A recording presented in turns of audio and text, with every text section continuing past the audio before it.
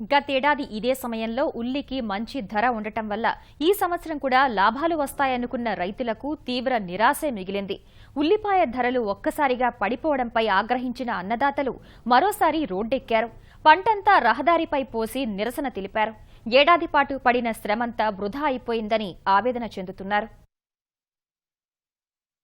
ఆరుగాలం శ్రమించి పండించిన ఉల్లి కర్నూలు రైతాంగానికి కష్టాన్నే మిగిల్చింది. జిల్లాలో ఎక్కువ శాతం ఉల్లి పంటను సాగు చేస్తున్నారు. ఈ ఏడాది సైతం భారీగానే పండించారు. సాగు చేసిన పంటను మార్కెట్ యార్డుకు తీసుకొస్తే 4 రోజులైనా కొనుగోలు చేయటం లేదని రైతులు వాపోతున్నారు. క్వింటా ఉల్లిని 100 నుంచి 200 రూపాయలకే కొనుగోలు చేస్తున్నారని ఆవేదన వ్యక్తం చేస్తున్నారు.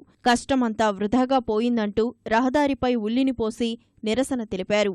వ్యాపారస్తులు వచ్చేసి 50 రూపాయల కాంచి చెప్పుకుంటూ వచ్చేసి 100 రూపాయలకు బంద్ చేస్తున్నారు.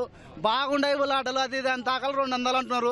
అంతకన్నా ఇవ్వాల్సిన ససారం అంతకన్నా ఎక్కువ లేదు. సంచి వచ్చేసి 1100 1200. ఒక ఎకరకు వచ్చేసి 60,000 50,000 పెట్టుబడి వస్తుంది సార్. 100 రూపాయల కింటం పోతే గడ్డకి ఏమైంది సార్? గడ్డ ఒరిజినల్ గడ్డలు మార్కెట్ లో కూడా ఇంతవరకు ఎవరు రాలేదు. ఈ రోజు వచ్చినారు 100-150 రూపాయలకు అడుగుతున్నారు.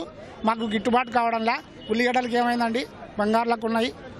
మేము ఇంత కష్టపడి తీసుకుని వస్తే 100 రూపాయల కేజీ. ఒక లేబర్ కూలీ 200.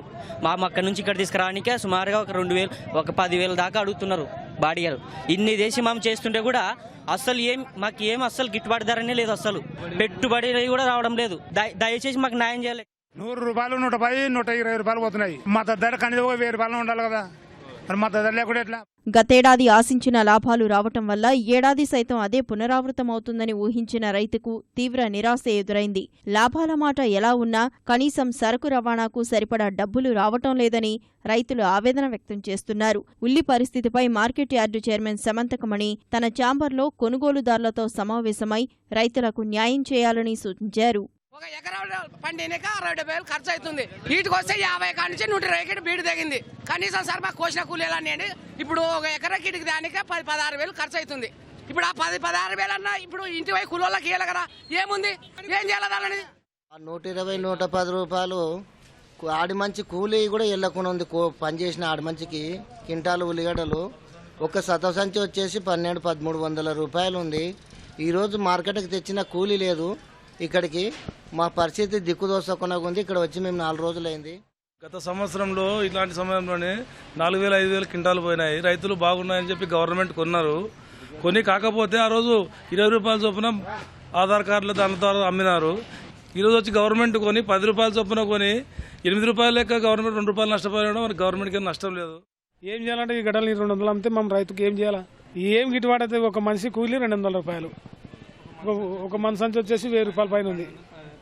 ఊగా కోసుకొని ఇక్కడికి మార్కెట్కి రానికి ప్యాకెట్ 50-60 రూపాయలు వచ్చింది ఖర్చు.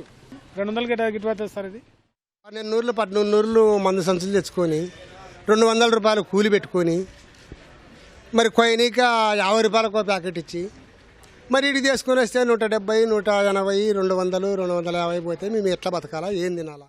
రైతుల ఆందోళనపై మంత్రి ప్రత్తిపాటి పుల్లారావు స్పందించారు. కిలో ఉల్లికి 7 రూపాయల ధర కల్పిస్తామని ఆయన హామీ ఇచ్చారు. ముఖ్యమంత్రితో మాట్లాడి ఈ నెల 23 నుంచి అన్ని మార్కెట్ యార్డుల్లో గిట్టుబాటు ధరకు కొంటామని స్పష్టం చేశారు.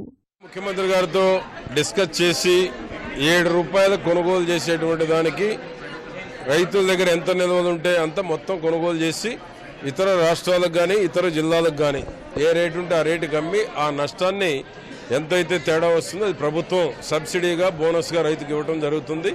క్వింటాలకు 200 నుంచి 300 రూపాయలు నష్టం వచ్చేటువంటి అవకాశం ఉంది ప్రభుత్వానికి. అది బోనస్గా రైతుల తరఫున ప్రభుత్వమే భరిస్తుంది. ప్రభుత్వమే తమను ఆదుకొని కనీస ధరకు పంటను కొనుగోలు చేయాలని ఉల్లి రైతులు కోరుతున్నారు.